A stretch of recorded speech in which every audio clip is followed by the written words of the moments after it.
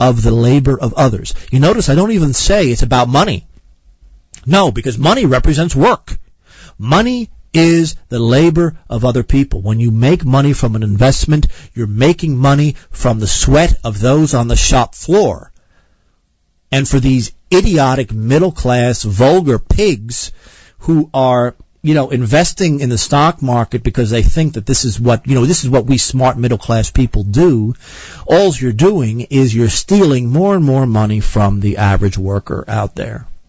All of this, Dostoevsky says, is called freedom by the bourgeoisie, both in Western and Eastern Europe, and therefore you have Orwell before Orwell. Dostoevsky is talking about Newspeak, and he says explicitly that the middle-class idea is that slavery is freedom.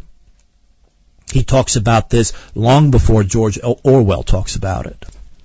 Dostoevsky brings up the Old Testament pagan god or family of gods, Baal.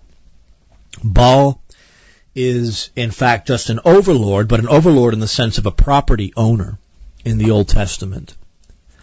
Baal is something extremely important to the Russian writers throughout the 19th century because Baal and his close cousin Moloch are the devourer of children. These are the gods to whom the Middle Eastern pagans would sacrifice their children to.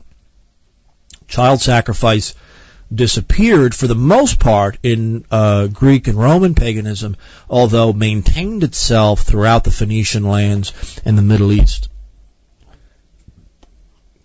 They would sacrifice an innocent child in exchange for peace and plenty in the future.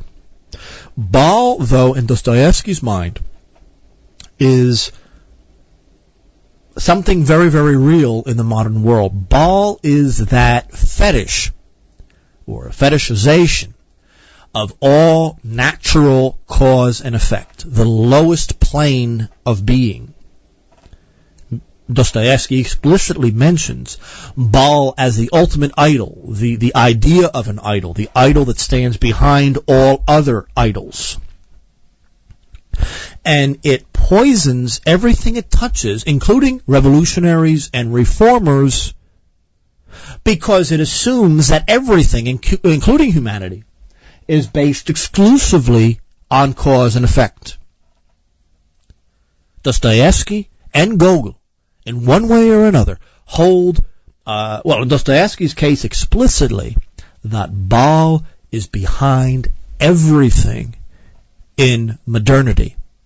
And when he says behind, he means the mentality of old, ancient Middle Eastern and Phoenician paganism, the paganism that the prophets condemned both in Israel, ancient Israel I should say, as well as those apostate Israelites in Tyre. Tyre became the signal, the sign, the icon of all commercial empires, and of course it's the Tyranians who developed the commercial empire of the Middle East, and then in Carthage.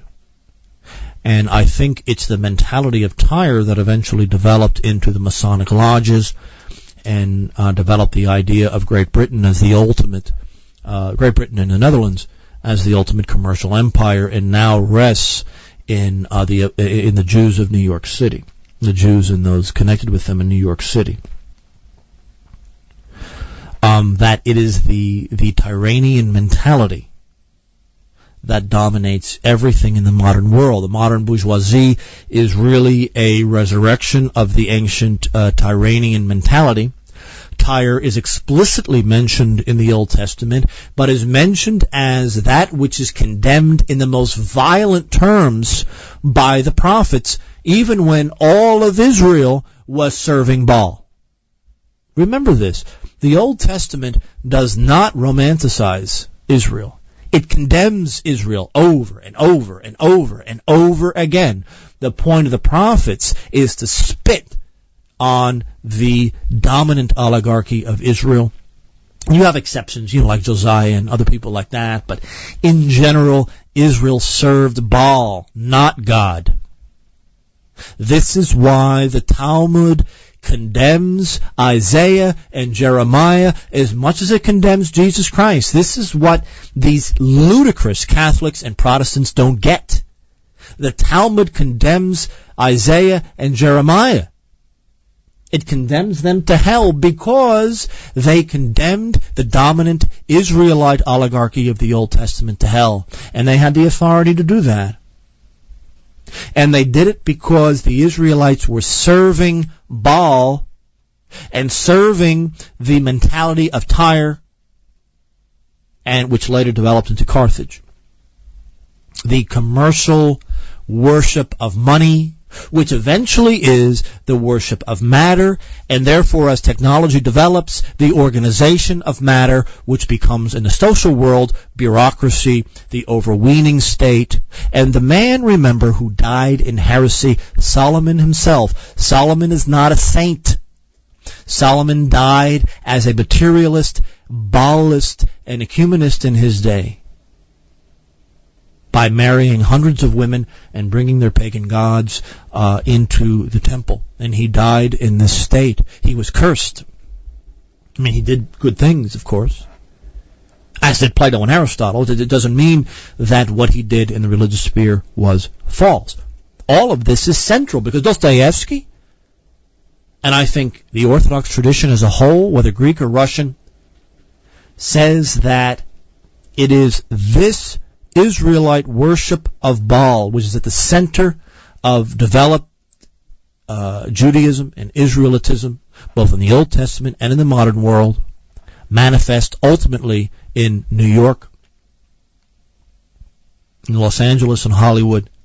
It is this worship of Baal that is at the basis of everything modern. And it's not an accident that the two states that were involved politically in promoting this were Great Britain and the Netherlands. It's also these two states that had a large number of Jews, and that these Jews were heavily involved in the slave trade, both white, and especially in the case of the Irish, and black in the case of the Africans. But this is not this isn't something that modernity can just paper over. It is at the very heart of modernity. Reason doesn't matter because reason exists only for the sake of making money, which is another way of saying manipulating the labor of others. So what we're talking about is the negation of reason. Scientific reason, the way that the Enlightenment defined it, is negation of reason. Because ultimately it existed to the service and at the service of those capitalist and mercantilist organizations in Britain and in the Netherlands that were, the Hanseatic League, even in the late Middle Ages, dedicated to